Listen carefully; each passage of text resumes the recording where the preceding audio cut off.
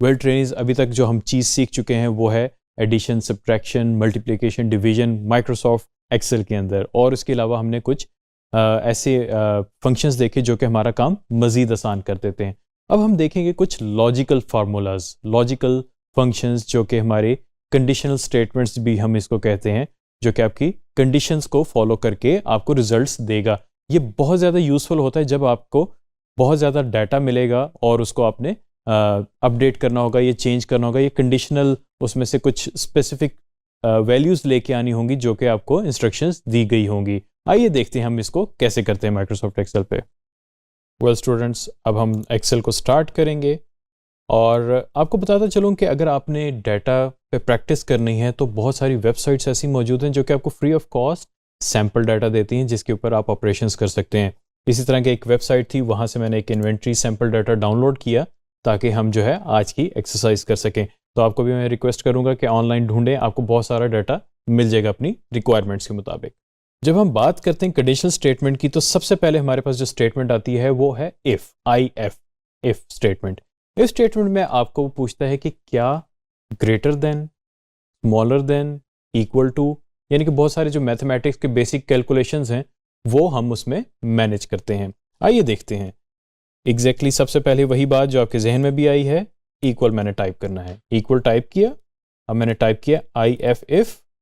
अब आप देखेंगे कि मेरे पास उसी तरह मैंने टैब दबाया।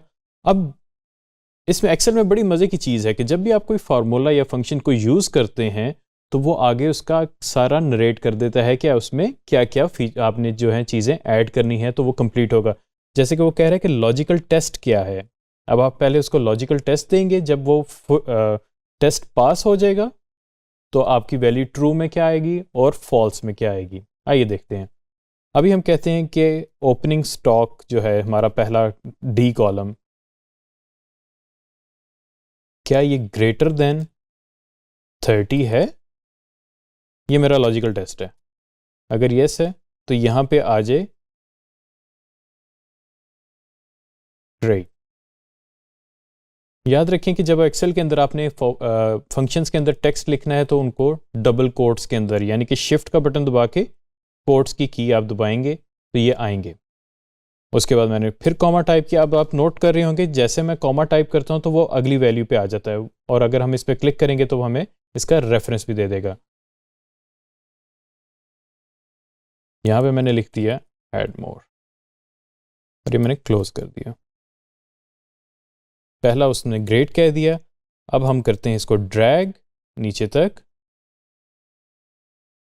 देखा, अब आपको आइडिया हुआ कि मैं क्यों कहता था कि माउस जो है कारआमद नहीं है, वो यही वजह है। जैसे जैसे आपके पास डाटा ज़्यादा होता जाएगा आपके लिए माउस इस्तेमाल करना मुश्किल होता जाएगा। अब आप नोटिस करेंगे कि उसने कंडीशन जो है वो सबको लगा दी है। अब वो जहाँ पे 30 से कम है लैपटॉप प्रोडक्ट, जो अगर 30 से कम है तो वहाँ पे वो कहेगा ऐड मोर, अगर उससे ज़्यादा है तो उसने कह दिया ग्रेट। ये होता है आपका बेसिक कंडीशनल स्टेटमेंट इफ़ की, जहाँ पे आप कंडीशंस बताते हैं। वेल ट्रेनिंग्स, अभी तो हमने जो है फॉर्मूला लगाया ग्रेटर देन का। अब हम आते हैं लेस देन का, और ये शिफ्ट की के साथ आपके जो है ग्रेटर देन और लेस देन के सिंबल्स मौजूद हैं, आप वहाँ से उनको यूज़ कर सकते हैं।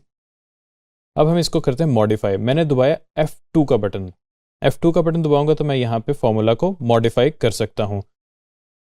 अब यहाँ पे हम कर देते हैं इसका साइन चेंज, हम डाल देते हैं लेस देन वाला। अब देखते हैं क्या है। आइडियली अब जो पहले ग्रेट था उसको ऐड मोर आना चाहिए। एंटर किया, एग्जैक्टली वैसे ही हो गया।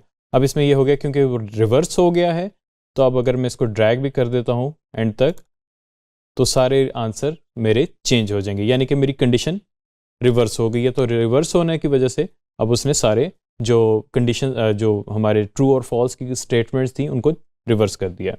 अब हम आते हैं नेस्टेड इफ की जानिब, यानी कि हम दो इफ्स को इकट्ठा यूज़ करें। नेस्टेड इफ का मतलब है कि आपकी दो इफ स्टेटमेंट्स या कंडीशन स्टेटमेंट्स इकट्ठी इस्तेमाल की जा रही हैं। इसको एग्जांपल हम देख लेते हैं। हम वही इफ से शुरू करते हैं। If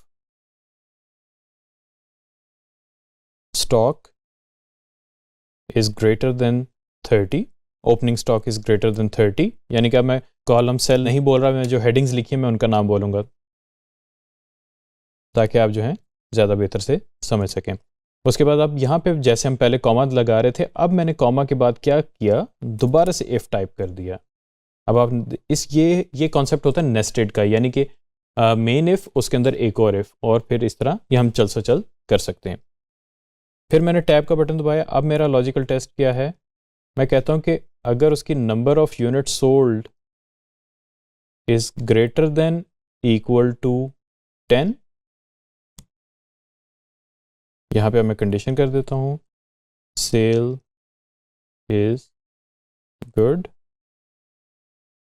otherwise sale is bad. अब आप नोटिस करेंगे क्योंकि मेरे पास दो इफ्स थे, तो इसका मतलब है कि जो मेरी ब्रैकेट क्लोजिंग होंगी वो भी उतनी ही होंगी जितनी ओपनिंग ब्रैकेट्स हैं।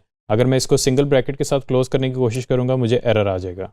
और ये देखें वो कह रहा है we have found a typo, would you like to correct it, और उसने मुझे करेक्ट फार्मूला बता दिया, उसने डबल ब्रैकेट्स के साथ बता दिए, जो कि मैं आपको ऑलरेडी बता चुका हूँ।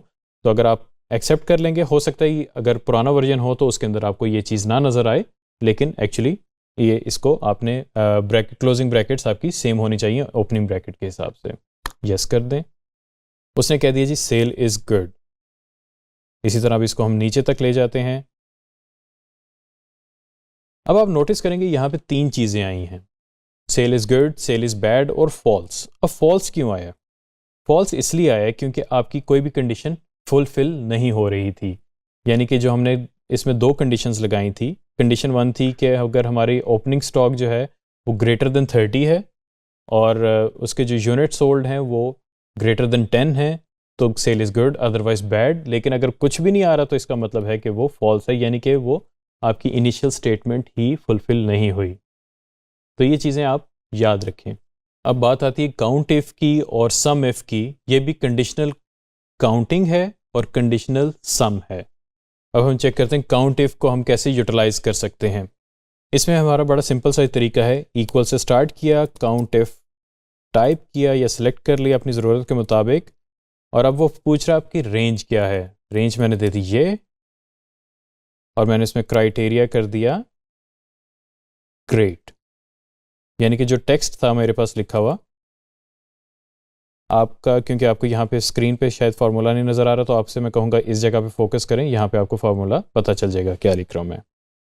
ग्रेट, उसी तरह कोट्स के अंदर लिखें और ब्रैकेट क्लोज करें और एंटर कर दें। अब आप नोटिस करेंगे यहाँ पे 14 आ गया है। क्यों आया है? उसने ग्रेट को कैलकुलेट किया कि इस कॉलम के अंदर ग्रेट वाले जो क्राइटेरिया को मीट कर रहे थे वो कितने, और उसने 14 लिख दिया कि 14 दफ़ा जो है ग्रेट आया है। वेल स्टूडेंट्स, काउंट इफ तो हमने देख लिया, अब हम देखते हैं सम इफ को। सम इफ क्योंकि होगा नंबर्स के ऊपर अप्लाई, तो इसको हम यहाँ पे मूव कर देते हैं। ये मैंने कंट्रोल एक्स से कट करके कंट्रोल वी करके पेस्ट कर दिया यहाँ पे। हम लिखते हैं सम इफ टैब। अब हमने रेंज सेलेक्ट की, कॉमा। अब मैं यहाँ पे चेक करना चाहता हूँ कि जो 30 वाले हैं उनका मुझे सम चाहिए, रिगार्डलेस कौन सा प्रोडक्ट है। यहाँ पे मैं करता हूँ 30। अब मुझे कोट्स नहीं मेंशन करने, क्योंकि नंबर है, नंबर के लिए आपको कोट्स नहीं डालने पड़ते। अगर आप टेक्स्ट को फिल्टर करना चाह रहे हैं तब आपको कोटेशन मार्क्स चाहिए होते हैं यहाँ पे। उसके बाद मैंने कॉमा डाला और यहाँ पे मैं लिख देता हूँ सम रेंज, यानी कि मुझे अब दोबारा उस रेंज को सिलेक्ट करना है कि मैंने कहाँ से मुझे वो रेंज चाहिए। और ये मैंने ब्रैकेट क्लोज की और एंटर कर दिया।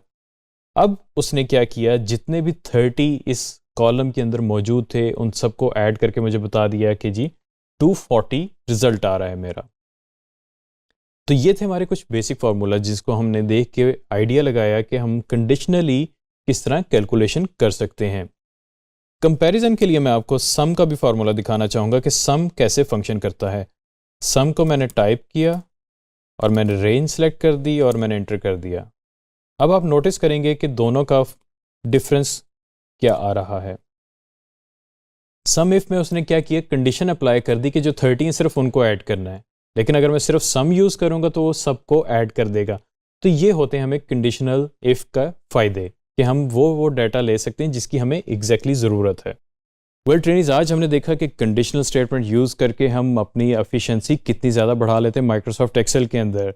इसमें हमें बहुत ज़्यादा फ़ायदा होता है, हमारी जो मेजर बड़ी कैलकुलेशंस होती हैं वो बहुत ही आसान और छोटी हो जाती हैं।